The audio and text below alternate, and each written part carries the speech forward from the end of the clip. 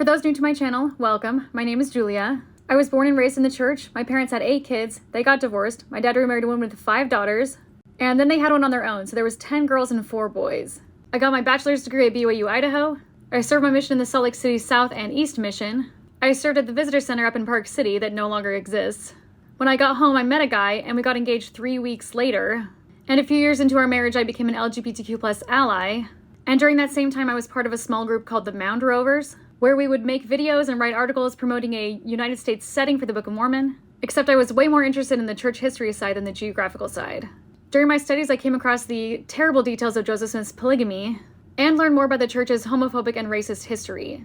Basically, these 2 books were the catalyst for my faith crisis. Also during this time, I came out to my now ex-husband as gay, and quickly realized that once I accepted this in myself, there was no going back. I had to leave my marriage. So I did, and then I started dating one of my old roommates from BYU, Idaho, and after she and I got an apartment together, I was quickly excommunicated. It hurt like hell when it happened. The church meant the world to me. It was literally the whole world to me, and in my mind, it was violently ripped from me. Anyway, that was almost 3 years ago, and I've been able to since grow around the grief of finding out that my entire worldview was false.